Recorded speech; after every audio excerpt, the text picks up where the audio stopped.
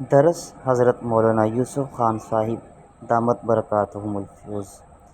آپ حضرت کے اور بھی بیان سننا چاہتے ہیں تو ہمارے یوٹیوب چینل نحمده کو ونصلي سبسکرائب على کریں۔ رسوله الكريم أما بعد فأعوذ بالله من الشيطان الرجيم بسم الله الرحمن الرحيم المؤمنون والمؤمنات بعضهم أولياء بعض يأمرون بالمعروف وينهون عن المنكر ويقيمون الصلاة ويؤتون الزكاة ويطيعون الله ورسوله أولئك سيرحمهم الله إن الله عزيز حكيم صدق الله العظيم۔ اللہ رب العزت نے انسان کو زندگی عطا فرمائی اور اس زندگی میں خیر اور شر دونوں اللہ کے اختیار میں ہیں،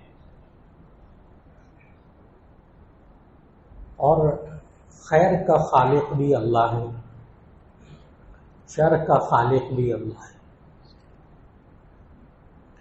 انسان پر کوئی تکلیف یا مشکل آتی ہے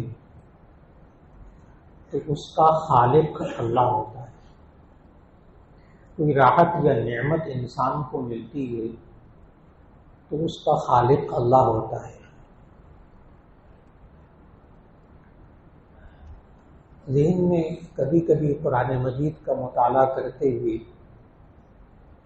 ایک آیت پر پہنچ کر بندہ الجھتا ہے کہ اللہ قرآن میں یوں کہتا ہے ظہر الفساد فی البر والبحر بما کسبت ایدیکم، کہ یہ بحر و بر میں جو فساد آیا ہے یہ تمہارے اعمال کی وجہ سے، ان باتوں کی وجہ سے جو تمہارے ہاتھوں نے کمایا۔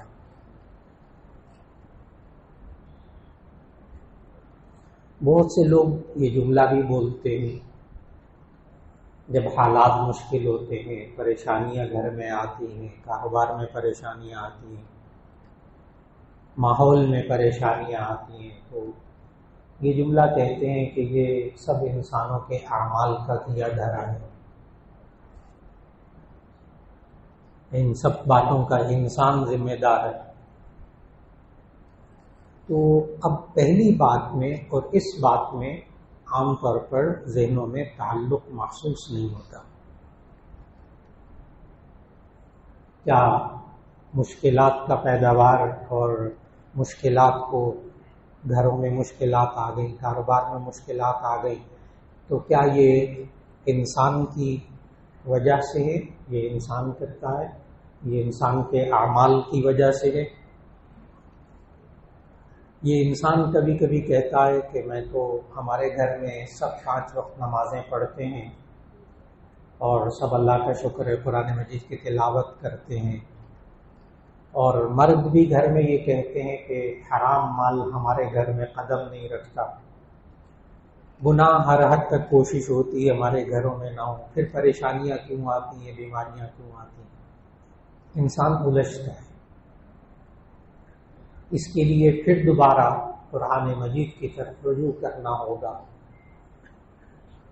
کہ خالق شر کا بھی اور خیر کا بھی خالق اللہ ہے۔ بات پھر وہی ہے، اس انسان کو دیکھنا ہوگا کہ یہ جو شر اس کے اوپر آیا، یہ جو تکلیف آئی، یہ جو مصیبتیں آئیں، یہ جو آزمائش آئی، کیا یہ گناہ گار ہے یا نہیں؟ اگر یہ گناہ گار نہیں ہے، اس کے اپنے اعمال غلط نہیں ہیں، تو ایسی صورت میں یہی آزمائشیں اس کے درجات کا سبب بنیں گی، یہی آزمائشیں اس کے درجات، یہی بیماریاں اس کے درجات کا سبب بنیں گی۔ اور اگر انسان پر وہ تکالیف، وہ پریشانیاں خود اس کے اپنے ہاتھ کی پیداوار ہیں، تو پھر ایسی صورت کے اندر اللہ کی طرف سے دنیا کے اندر یہ پکڑ ہے، اس کو اس سے باز آ جانا چاہیے۔ کیونکہ آج انسان ایک دعا مانگتا ہے، اور بہت سے انسان دعا مانگتے ہیں، اے اللہ ہم پر رحم فرما، ان پریشانیوں میں، ان دکھوں میں، ان بیماریوں میں، ان حالات میں انسان یہ مانگتا ہے کہ اے اللہ ہم پر رحم فرما۔ یہ اللہ انسان پر کب رحم فرماتا ہے اور کیسے رحم فرماتا ہے۔ آج وقت کا بہت بڑا تقاضا ہے کہ ہمیں خود اپنے ذہنوں کو واضح کرنا چاہیے اور ہمیں اپنی نوجوان نسل کے بھی ذہن کو واضح کرنا چاہیے۔ بچوں کی بچیوں کی شادیاں ہو جاتی ہیں، وہ بعد میں بھی ان کا ذہن نہیں بنا ہوتا۔ نتیجہ یہ ہے کہ شوہر بیوی کو الزام دیتا ہے یہ سب تمہاری وجہ سے حالات ہوئے، بیوی شوہر کو کہتی یہ سارے تمہاری وجہ سے ہوئے، ماں باپ اولاد کو کہتے ہیں یہ سارے گھر کے حالات تمہاری وجہ سے ہوئے، دوست کو کہتا ہے یہ سارے تمہاری وجہ سے ہوئے، ایک دوسرے کو کہتے ہیں۔ سوال یہ ہے کہ ہم پر اللہ کیسے رحم فرمائے ان حالات میں۔ ایک دوسرے کو الزام دینا، ایک دوسرے کو مورد الزام ٹھہرانا، یہ مسائل کا حل نہیں ہے، یہ مسائل کا حل نہیں ہے۔ اللہ اور اس کے رسول صلی اللہ علیہ وسلم نے ہمیں یہ نہیں سکھایا۔ یہ ایک اور پریشانی ہے آج معاشرے کی، ایک دوسرے کو الزام دینا، بیماریوں کا، پریشانیوں کا، حالات کے بدلنے کا۔ اس کا حل کیا ہے؟ اس میں سب سے پہلے انسان کو اپنے اعمال کو دیکھنا چاہیے، اور اپنے اعمال کو دیکھتے ہوئے یہ بنیادی اصول ذہن میں رکھنا چاہیے کہ اگر انسان کے اپنے اعمال درست ہیں تو ایسی صورت میں ایمان رکھے اور یقین رکھے کہ یہ جو آزمائشیں آئی ہیں یہ اللہ اس پر مجھے صبر کرنے پر اجر عطا فرمائے گا، اور انشاءاللہ آخرت میں اس کے بدلے میں اللہ تعالیٰ میرے درجات بلند کرے گا۔ اور اگر انسان کے اعمال درست نہ ہوں، اس کی زندگی میں گناہ ہو، وہ اللہ کی نافرمانی کر رہا ہو، سب سے بڑی نافرمانی کہ وہ 5 وقت کی نماز ہی نہیں پڑھ رہا جو اس کے ذمہ فرض ہے، سب سے بڑی نافرمانی یہ ہے کہ بندوں کے جو حقوق ہیں وہ ادا نہیں کر رہا۔ بنیادی طور پر یہ چند باتیں آ جاتی ہیں جس میں انسان مبتلا ہوتا ہے، یا اس کے علاوہ گناہ کبیرہ میں مبتلا ہوتا ہے جس کو اللہ نے، اللہ کے رسول صلی اللہ علیہ وسلم نے سختی سے منع کیا ہوتا ہے، دیکھو یہ کام نہ کرو۔ بس انسان ان پر نظر رکھے، ان سے توبہ اور استغفار کرتا ہے،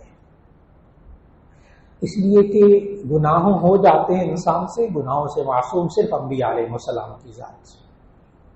2 سوچوں کو درست کرنا بہت ضروری ہے۔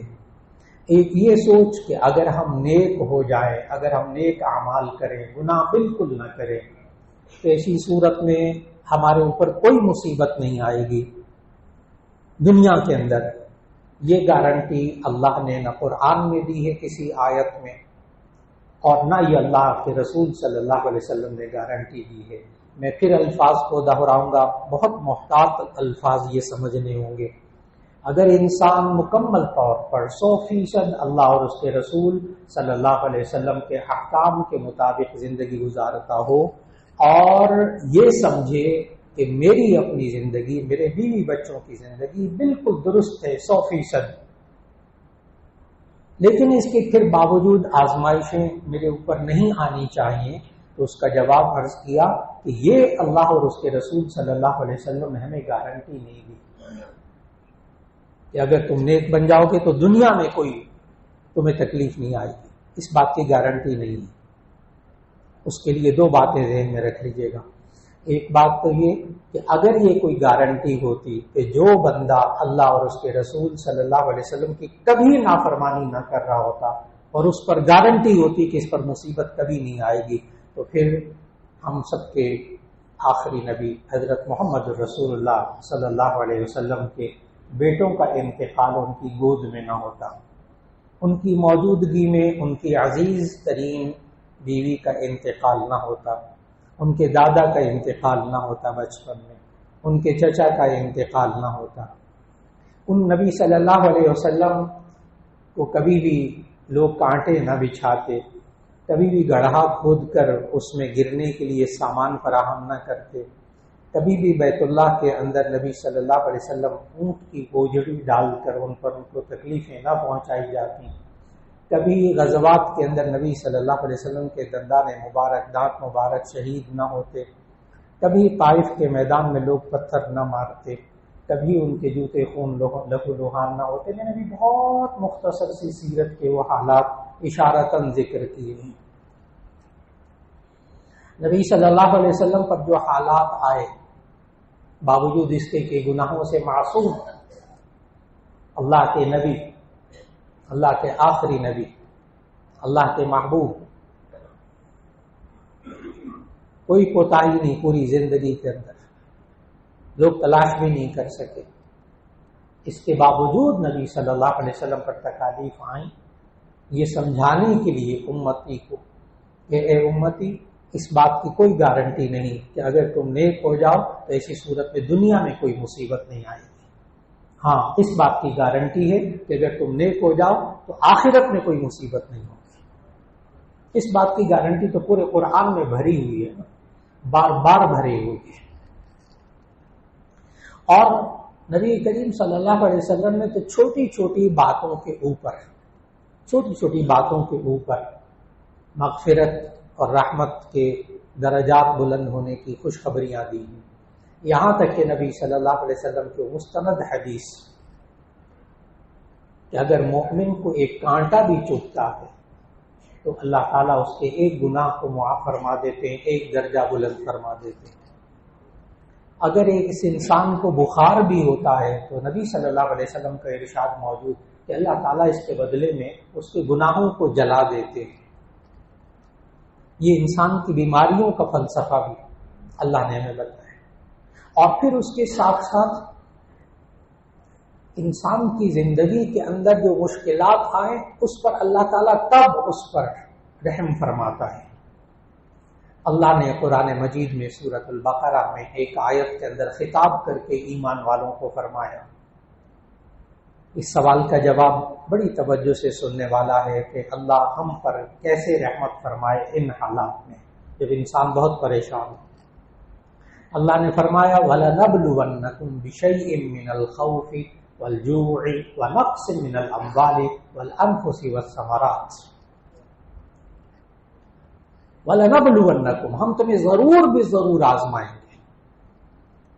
یہ بھی نہیں کہا ہم آزمائیں گے، تاکید کے ساتھ کہا وَلَنَبْلُوَنَّكُمْ، ہم تمہیں ضرور بھی ضرور آزمائیں گے. بِشَيْءٍ مِّنَ الْخَوْفِ، کچھ خوف کے ساتھ،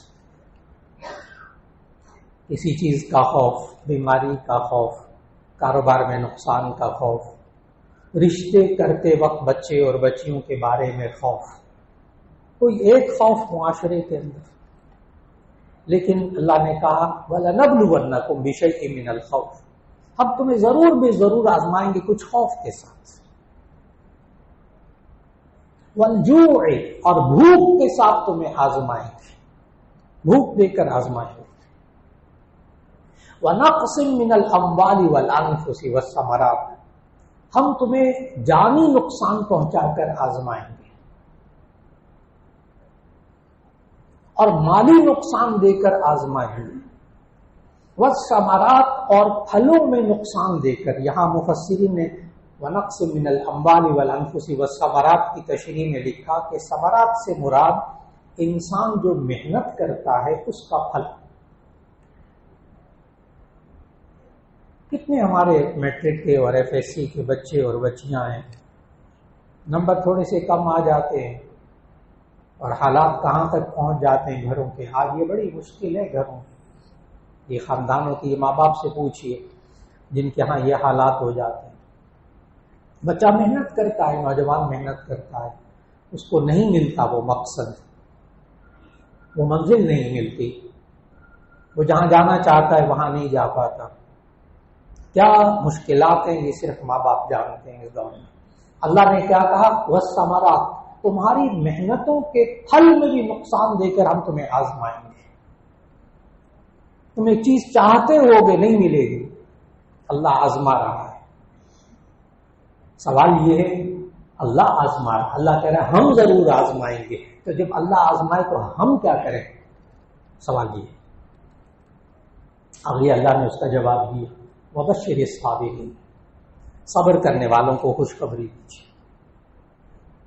اور صبر کرنے والے کیا ہوتے ہیں؟ اللہ نے آگے ان کی بھی وضاحت کر دی. وبشر الصابرین الذین اذا اصابتهم مصیبہ قالوا انا للہ وانا الیہ راجعون.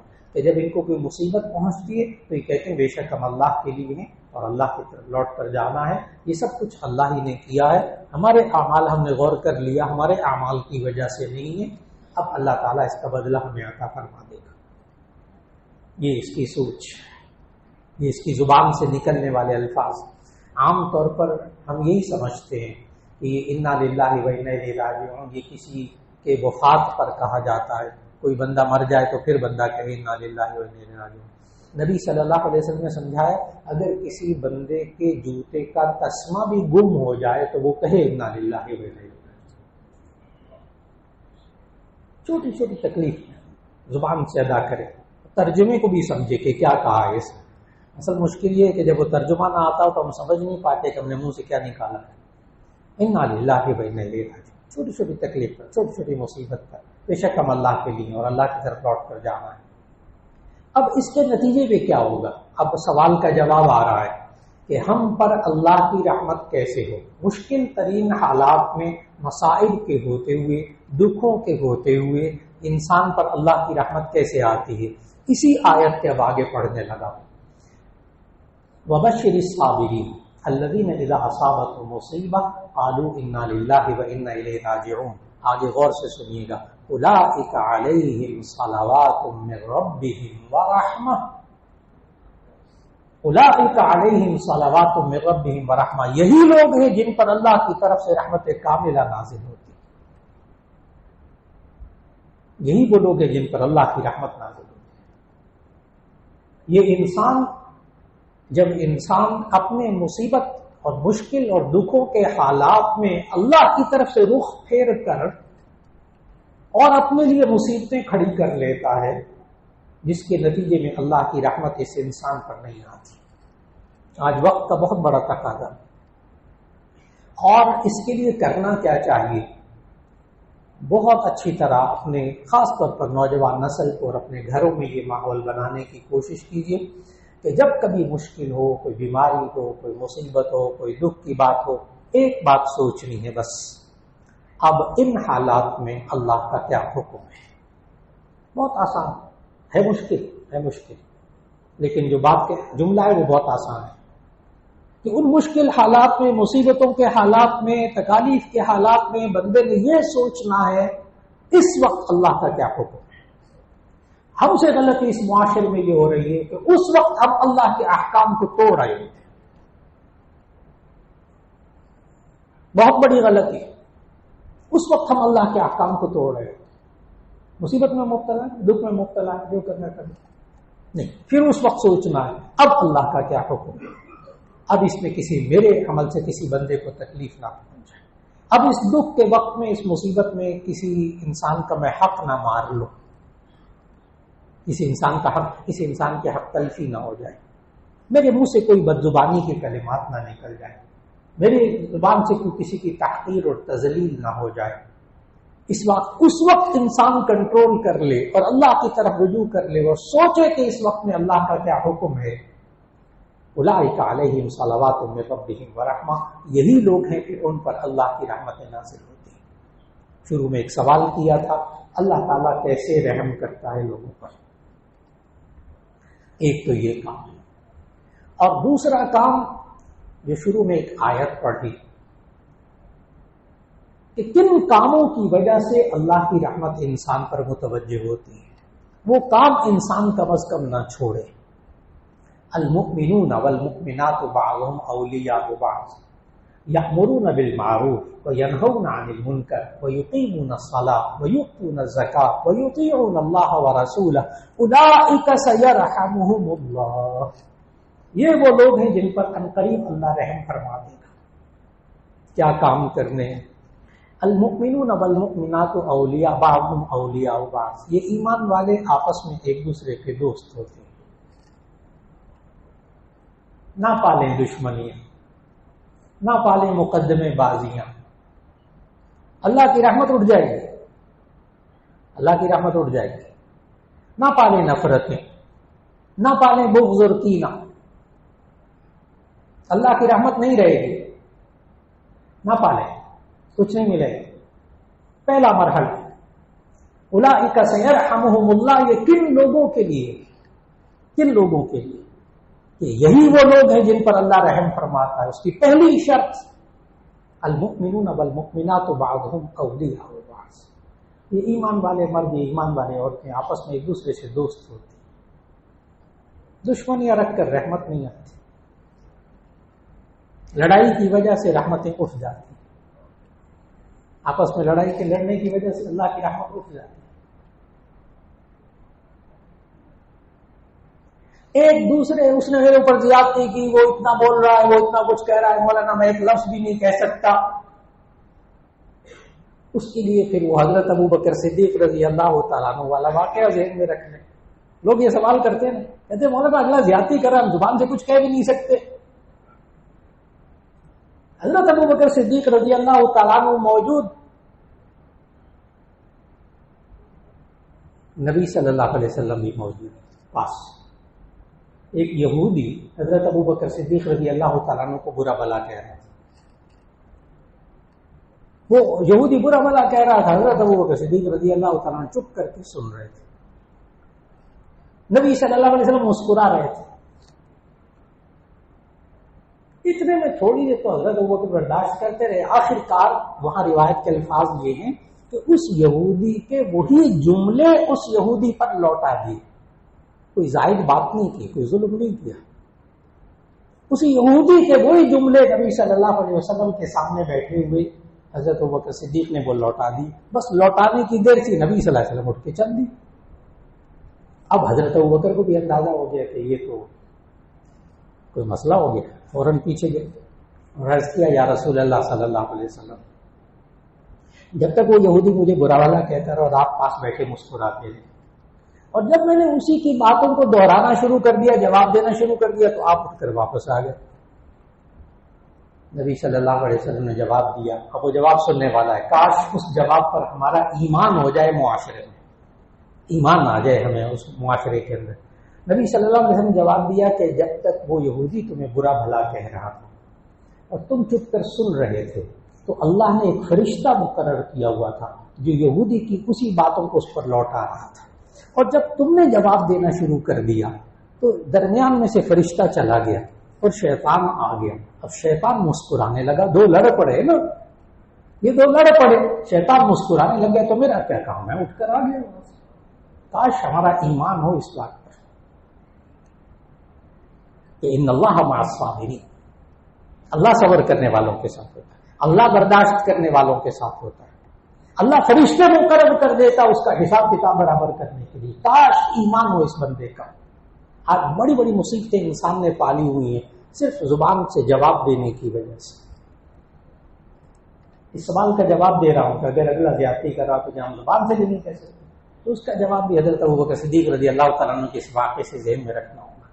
تو ایک خوبی آپس میں دشمنیاں نہ پالیں، دوستی رکھ لیں جتنا ہو سکے، اگلے کو معاف کر دیں اس کی زیادتی کو، اللہ رحمت کرے گا۔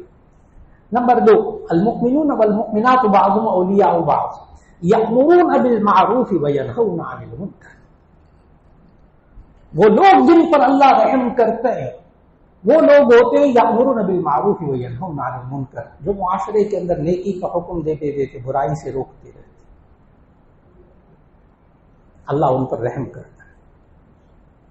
اور جب انسان یہ کام چھوڑ دیتا ہے اللہ رحم بھی نہیں کرتا اس معاشرے پر، اللہ پھر اس معاشرے کو معاشرے کے حوالے کر دیتا، اس بندے کو بھی معاشرے کے حوالے کر دیتا ہے۔ یأمرون بالمعروف وینہون عن المنکر، لوگوں کو نیکی کا حکم دیتے رہے، برائی سے تلقین کرتے رہے، اس مشن پر چلتا رہے بندہ۔ وَيُقِيمُونَ الصَّلَاةَ، ایک اور شرط اس آیت میں کہ اللہ کس پر رحم فرماتا ہے، وَيُقِيمُونَ الصَّلَاةَ، وہ لوگ جو نماز قائم کرتے ہیں اللہ ان پر رحم فرماتا ہے۔ بڑا عجیب محسوس ہوتا ہے کہ مسلمان گھرانہ ہوتا ہے، سب مشکلات سب کچھ آ رہی ہیں، لیکن نماز کی طرف پھر بھی نہیں آ رہا ہے۔ اگر یہ گھر میں ماحول نماز کا بنا لے اللہ کی رحمتیں اس پر متوجہ ہوں گی۔ پھر جملہ عرض کر دوں، اگر شروع کی باتیں ذہن میں ہیں باوجود بیماریوں کے، مشکلات کے، پریشانیوں کے، یہ بندہ نماز پڑھ رہا ہو پھر بھی اس گھر پر اللہ کی رحمت ہو، پھر بھی اس گھر پر اللہ کی رحمت ہو۔ وَيُقِيمُونَ الصَّلَاةَ، اگلا جملہ وَيُؤْتُونَ الزَّكَاةَ، وہ زکوٰۃ ادا کرتے ہیں، تب اللہ کی رحمت ہوتی ہے۔ اور اللہ کی رحمت حاصل کرنے کا طریقہ، ایک اہم حدیث جس کو انسان جتنا اپنی زندگی میں لا سکتا ہو لے آئے۔ اللہ کیسے رحم کرتا ہے، اللہ بندوں پر کب رحم کرتا ہے؟ نبی صلی اللہ علیہ وسلم نے ارشاد فرمایا، ارحموا من فی الارض، ارحموا من فی الارض یرحمکم من فی السماء، تم زمین والوں پر رحم کرو، آسمان والا تم پر رحم کرے گا۔ کر کے دیکھ، ارحموا من فی الارض یرحمکم من فی السماء، جو زمین والوں پر رحم کرتا ہے، اپنے بہن بھائیوں پر، اپنی بیوی پر، بیوی شوہر پر، اپنے خاندان والوں پر، زیادتی کرنے والوں پر رحم کیجیے۔ آئیے میدان میں، اللہ نے گارنٹی دی ہے، یرحمکم من فی السماء، جو آسمان میں ہے وہ تم پر رحم کرے گا۔ اللہ ہم سب پر رحم عطا فرمائے۔ وآخر دعوانا ان الحمد للہ رب العالمین۔